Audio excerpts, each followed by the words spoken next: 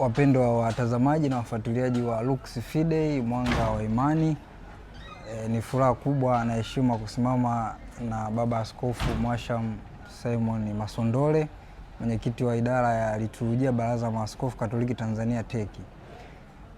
Tunaendelea na kongamano la wanaliturujia wa Afrika ambao wapo hapa Kurasini, tukiendelea na mada mbalimbali ambazo zinaongozwa na kutolewa na Baba Askofu akiwa ni mmoja wapo wa watoa mada ambao wamekwisha kutoa mada kuhusiana na masuala mbalimbali kuhusiana na utamadunisho ndani ya liturujia ya Kanisa Katoliki.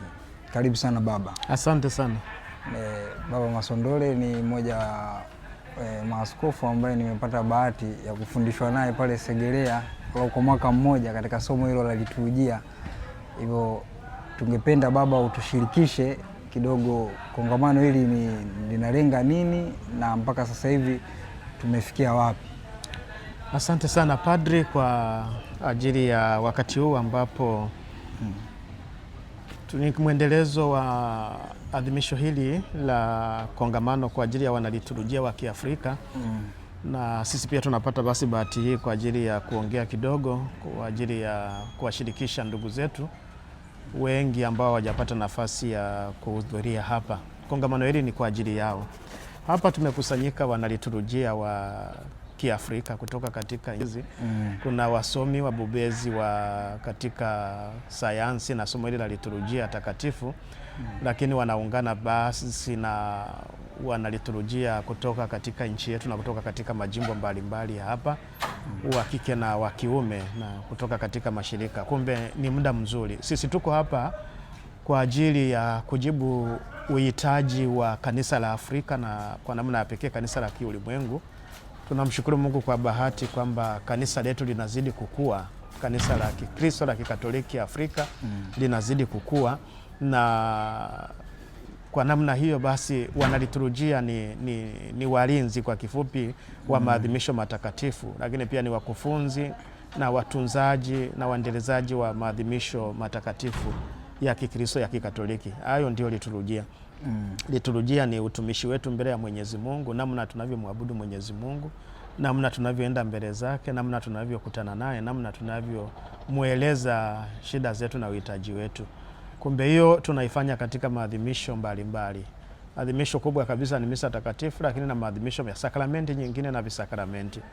Basi hapa ni kwa mara ya pili. Hili ni kongamano la pili la wanaliturujia wa Afrika ambalo tunapata bahati ya kuliadhimisha na kuliishi hapa nchini kwetu Tanzania, katika jimbo kuu la Dar es Salaam hapa Kurasini, ambapo ni kiti cha Baraza la Maaskofu wa Tanzania.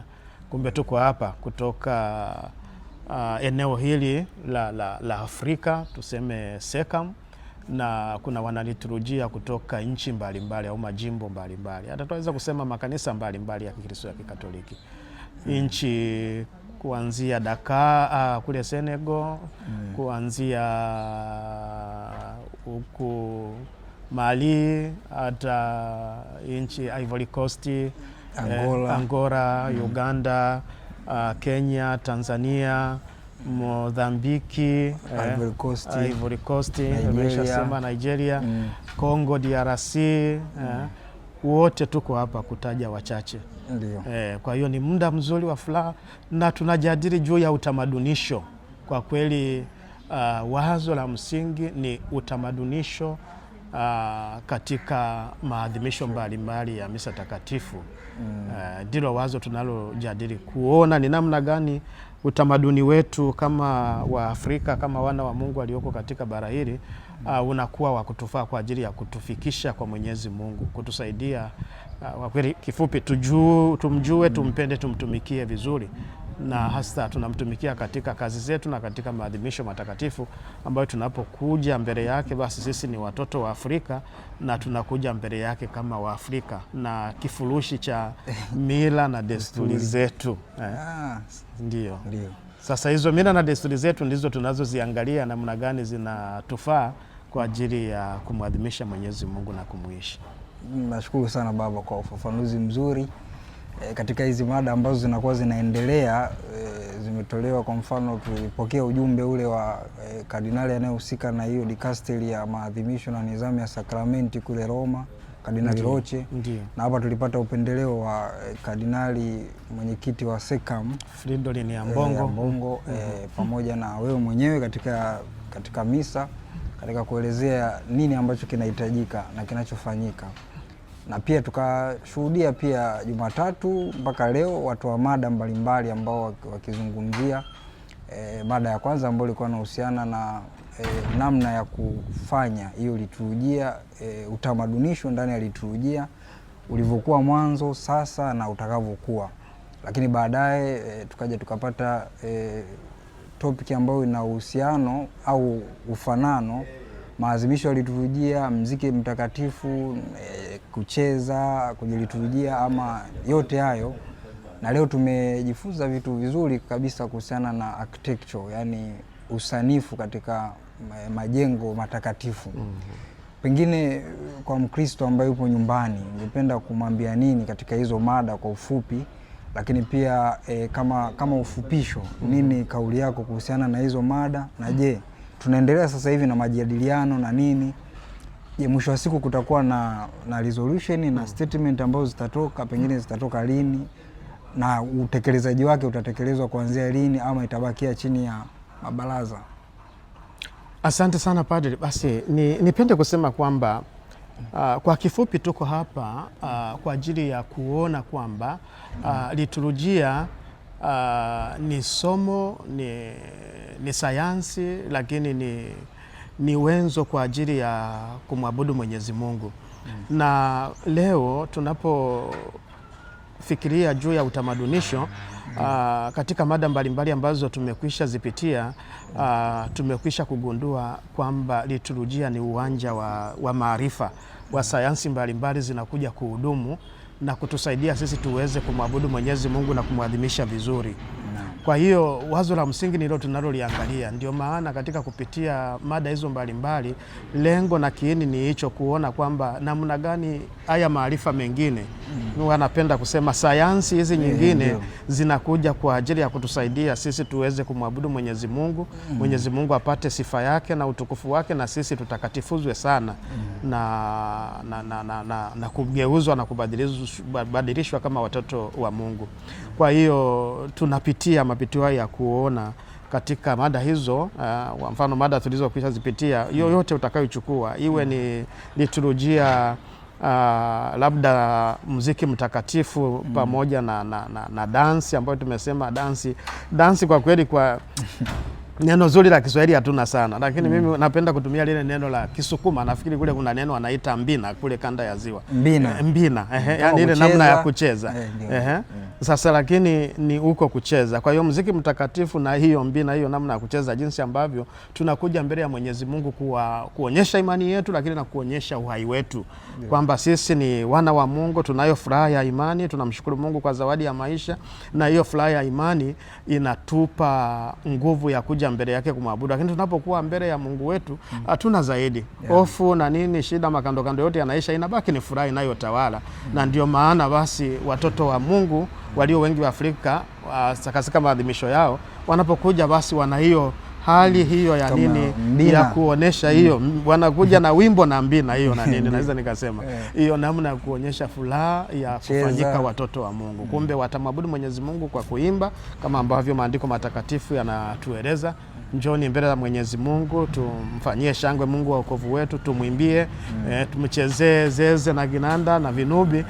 Kwa hiyo namna hilo wazo hilo linafanyika katika namna fulani kwa kweli, tuseme hata ya miemuko. Tunakuja na vionjo vyetu, tunakuja na shida zetu, tunakuja na furaha yetu, tunakuja na matumaini yetu, tunakuja na nia zetu, na hizo zote ili kuweza kuziweka mbele ya Mwenyezi Mungu zinahitaji wimbo. Ukifurahia unaimba, sawa? Na unacheza pia. Kwa hiyo katika mada hizi ambazo tumezichukua zote zinatufikisha hapo, na kugundua kwamba sayansi zote, maarifa mengine yanakuja kama wenzo au kama chombo kutusaidia sisi tuweze kumwabudu Mwenyezi Mungu na kumwadhimisha vizuri.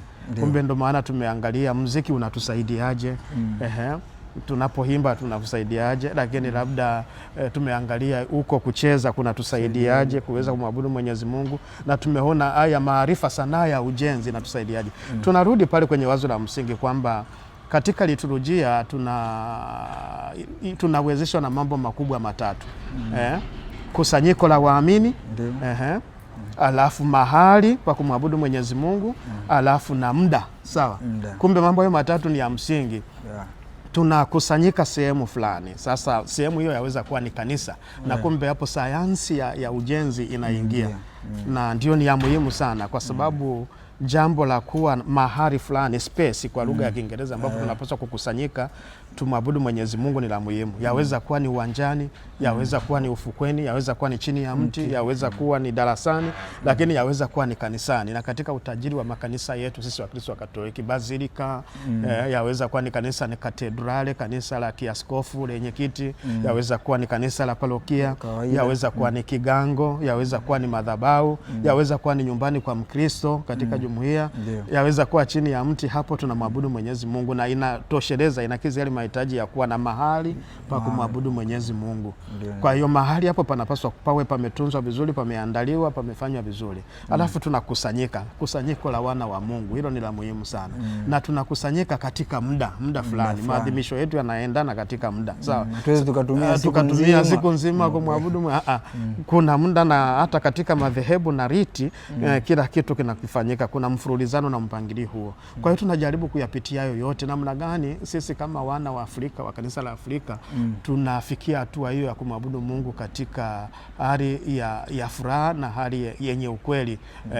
Na kumbe kama wanaliturujia, wataalamu wa liturujia wa ibada na maadhimisho, tuko hapa kujaribu kuangalia yale mambo mazuri ambayo yanatufanya tumwabudu Mungu vizuri, lakini na makando kando mabaya ambayo pengine yanatuzuia tusilikamilishe hili na kufikia hiyo furaha na kilele cha kumwabudu Mungu vizuri. Ndio tunayadadavua, kujaribu kuyapitia na kuona, na kujaribu basi hapa tutatoka na miono na matamanio na malengo, mafunzo na mahonyo hata pengine kusema tuache haya na nini. Kwa hiyo ni kitu kizuri sana, tunajaribu kupitia kote ili tuweze kuona kwamba tunakuwa familia ya Mungu ambayo inamwabudu Mungu katika namna ya kupendeza na ya kumfaa, kwa sababu yeye ni mkuu mno. Tunashukuru sana baba kwa maelezo mazuri na kwa muda wako. Najua mambo ni mengi, ukiwa kama mmoja wa wale wanaohitimisha na kupata hiyo conclusion ama hitimisho na maonyo kama ulivyosema.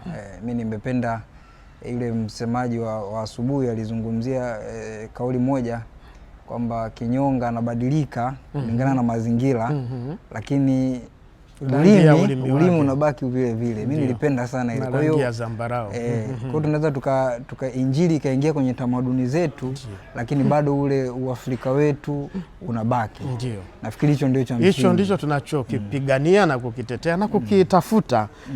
Ni tunamshukuru Mungu kwamba kanisa letu ni moja takatifu Katoliki la kitume, na tunapomwadhimisha Mungu tuna utajiri wa riti mbalimbali ambazo zinakusanyika katika makanisa yetu ya Kikristo ya Kikatoliki. Lakini rito iliyo kubwa inayotuunganisha sana ambayo imeenea katika makanisa mbalimbali ni rito ya Kilatini au ya Kiroma, ambayo ndio sisi pia tunaitumia. Lakini wakati huo kuna rito nyingine, kuna Kiambrosiano, kuna ya Motharabi, makanisa, kuna Siro Malankara kule na nini, kuna Kopta. Hizo zote ni utajiri, ziko karibu rito karibu 27 hivi na nini ambazo tunazo. Lakini sisi tuko na hii ya Kiroma, ya Kilatini, na namna gani sasa inatusaidia, itatufaa kwa ajili ya kumwabudu. Na hii pia ni mlango, kwa sababu iko kwetu sisi kama Waafrika, basi pia inatupa nafasi hiyo ya kwamba sisi kama watoto wa Afrika kuweza kuingiza vitu fulani ambavyo tunavihitaji kwa ajili ya kumwabudu Mwenyezi Mungu. Ndicho Mungu anachotufunulia kwamba Kristo anapokuja, mwana wa Mungu, anataka kumwabudu Mwenyezi Mungu, anatumia vitu vya utamaduni. Ni kweli utamaduni wake, kwa mapenzi yake alichagua kuwa Mwisraeli, kuwa Myahudi, akatoa utamaduni huo, lakini ni utamaduni kama mfano. ambao unatufumbata kwamba amekuwa mtu kweli na anahitaji ili kuweza kueleza neno la Mungu. Injili inahitaji utamaduni kama wenzo wake, inahitaji lugha, inahitaji vitu mbalimbali vya kiutamaduni, mavazi na nini na vitu vingine vinavyokuja. Kwa hiyo sisi pia kama watoto wa Afrika tunapokuja mbele ya Mwenyezi Mungu tunakuja pia na mkoba wetu na furushi letu la utamaduni wetu lenye utajiri wa mambo mazuri, na hiyo tuna hata si kama sio yote basi baadhi ambayo yanafaa basi yanatumika kwa ajili ya Mungu na mengine basi tunayaacha yale ambayo ni mabaya tunayaepa. Kwa hiyo hapa tupo kwa ajili ya kutafakari na kuona wapi tulipo sisi kwa Tanzania na kwa Afrika. Tuseme injili sasa ina miaka karibu na 150 tunasema uinjilishaji uliozaa matunda. Kwa hiyo katika miaka hii 100 na kitu Tanzania tumeshatimiza tayari nafikiri 130 na kitu. Tumefika wapi sisi? Injili imezama katika mila na desturi zetu, imetubadilisha, imezaa matunda. Ibada hizi zinatusaidia au tumekuwa Wakristo kweli? Tumekristika ndio au bado tuna waya tuko na mahangaiko na nini? Tunapopata shida tunamkimbilia Mwenyezi Mungu, tunafurahia kwenda kwa Mwenyezi Mungu katika adhimisho na misa takatifu, katika ibada. Kwa hiyo ndivyo vitu tunajaribu kuviangalia. Na kuwa mbele ya Mwenyezi Mungu tunasali, tunatosheka, tunashiba. Madhehebu yetu, rito yetu na utajiri wake ulivyo, kwa sababu rito inajengwa katika matendo alafu na maneno na maneno basi yanakuwa ni uwanja mkubwa wa sala, wa nini, wa nyimbo kwa hiyo inajengwa hapo. Sasa tunapokuwa mbele ya Mwenyezi Mungu tunatosheka kama Wakristo wa Katoliki? Tunapoenda kusali, ndilo swali la kujiuliza, tunatoka tumeshiba au tunakuwa bado tuna mahangaiko, tuna utupu na nini? Kwa hiyo kutano hili linataka kutujibia ni wapi tunakosa kitu fulani. Kitu gani kinakosekana labda hata katika rito hii ambacho labda tunakiona katika mahangaiko ya wana wa Afrika ambao labda kunaingia mchanganyo kwa namna fulani. Mwingine anakuwa Mkatoliki asubuhi alafu mchana yuko tena anaenda kwingine jioni. Hiyo namna hiyo kwa kweli ni kiashiria cha kusema labda kuna kitu fulani wanakikosa. Basi sisi tuko hapa kujaribu kutafiti ni kitu gani wanachokikosa huku, kiasi kwamba wanaenda hata iwe ni kwa wafumu, iwe ni kwa madhehebu mengine, iwe ni kwa sijui na nini, wanakuwa wanatafuta kingine. Kwa mfano kwenye tamaduni hasa ya Kisukuma niliwahi kusimuliwa, pengine wewe unaweza ukanisaidia ile ya story ya hizi dogma. Kwa mfano ile dogma ya Mama Bikira Maria, mama wa Mungu. Kuna historia fulani huko ya Wasukuma kuhusiana na Masala Kulangwa. Si ushawahi kuisikia? Nilisikia ina mahusiano hayo. Mtoto Masala Kulangwa ni kama mama yake, kama picha ile ya Mama Bikira Maria na yule Masala Kulangwa ni kama Yesu mtoto. Ndio. Sijui kuna mahusiano. Ni lugha ya picha. Hiyo ni hadithi ya Kisukuma ambayo inaeleza yule mtoto Masala Kulangwa ambaye alizaliwa na mama yake, lakini bahati mbaya nafikiri baba yake alifariki, kwa hiyo akalelewa na mama. Alafu yule mtoto akakua, akasimuliwa kwamba zamani katika kijiji chetu hiki, mji wetu, kulikuja zimwi akaja akawala watu wote, sawa? Akawameza wote, wakabaki wachache tu walioponyoka, basi ndo ameweza kuwazaa nenye. Kwa hiyo mtoto alikuwa jasiri kwa namna yake, akajenga ujasiri. Alafu alipokuwa sasa kijana, basi akaandaa kwenda kupambana na yule zimwi. Kwa hiyo ndo alipoenda, alafu akapigana naye, ameandaa silaha zake, ameenda amepambana, amemuua, alafu akamchana tumbo, alafu watu wakatoka kama wakafufuka, sawa? Kama ukombozi. Kwa hiyo mtoto Masala Kulangwa ambaye jina lake kwa Kisukuma linamaanisha kwa Kiswahili akili ni kufundishwa, anapewa picha hiyo ya kuwa mwokozi kama mkombozi. Ni namna ya Bwana wetu Yesu Kristo katika mila na desturi zetu, na mama yake anakuwa kama Mama Bikira Maria. Kwa ni kama utamadunisho, ni kama ile idea ya Injili ipo hata kwenye tamaduni zetu. Ndio, iko. Inapata connection na dogma zile za kanisa ambazo zimekuja kufundishwa na wamisionari. Ndio. Na ndicho hicho tunachojaribu kukipekua, kuona kwamba tayari kwa kweli Mungu katika kutuumba sisi ni watu wa Mungu, si watu wake. Kumbe katika kutuumba tu na kututenga kwamba hawa ni watu wake, ni wa Afrika, ni wa Tanzania, ni wa Kenya, ni wa Uganda, tayari ameshajiacha. Kuna imprint zake, kuna nyayo zake, kuna viashiria vya uwepo wake katika utamaduni wa kila mtu. Tuseme kweli utamaduni wa kila mtu una sehemu hiyo nzuri ya mazuri na kuna sehemu ile ya mabaya. Hakuna utamaduni uliokamilika, sawa? Na hiyo ndiyo tafasiri pia ya dhambi ya asili wa Marema Mwanampepo. Lakini Mungu ameshajiacha katika mila na desturi nzuri za kila watu, sawa? Ili tumjue. Ile Mtakatifu Thomas Akwino anapofundisha, na hata katika wazo hilo anasema katika maumbile ile anatumia neno lilo mango, mwendo na nini, uzuri na nini, tunamfikia Mwenyezi Mungu. Kumbe hata katika kila watu Mungu amekwisha jiacha hata katika utamaduni wao. Katika lugha, katika vyakula, katika nini, unakutana na Mwenyezi Mungu, unaona ule uzuri wa Mwenyezi Mungu. Sawa, ukila chakula kitamu, ukikata papai ukala na nini, unasema kwamba inakuashiria kwamba kuna kitu kuna mtu mzuri alifanya kazi nzuri. Sawa, na nasi lilivyo tamu vile sio kwa bahati mbaya. Kwa hiyo pia kadhalika lugha zetu tuna maana maneno hayo, Mungu tunamjua katika mila na desturi zetu. Kule Ukelewe na wapi na Bunda wanamuita Nyamuhanga. Lakini tuna majina, nafikiri kule Ufipani wanamuita Lesa. Majina hayo tunayo juu ya Mungu katika mila na desturi zetu. Sawa, kumbe tayari ameshajiacha hata kabla ya Ukristo kuingia. Tayari babu zetu walikuwa naabidi katika dini yetu ya asili ya Kiafrika, walikuwa najua kwamba kuna Mungu na wana majina. Japo kweli labda hatuna makanisa, ila tuna madhabahu hizo za kumwabudia, ila tujajenga makanisa mazito makubwa, na tujachonga pia sanamu ya kumchonga kwamba anafanana hivi. Sawa, lakini yupo, amejiacha katika mila na desturi zetu nzuri. Basi ukiangalia tu mambo mazuri, basi unajua yani ya kimungu, na haya ndio tunayaleta, tuyabatize, yatufae, yawe wenzo. Sawa, na kule penye utupu, kwenye vurugu zetu, basi tuweke Injili, tuna nini. Ndio hiyo namna ya utamadunisho. Sawa, Mungu apate nafasi katika maisha yetu yote. Basi tunashukuru Baba kwa mang'amuzi hayo na tafakari na maelekezo hayo. Ukiwa kama mwenyekiti wa idara ya liturujia Baraza la Maaskofu Katoliki Tanzania, basi tutaendelea kupata mrejesho huo wa hitimisho la kongamano hili la pili la wanaliturujia wa Afrika. Basi tulikuwa pamoja na Mhashamu Askofu Simon Chibuga Masondole, askofu wa Jimbo Katoliki la Bunda. Pamoja nanyi mimi ni Padre Benjamin Maganga Bundala. Hii ni Lux Fidei, mwanga wa imani.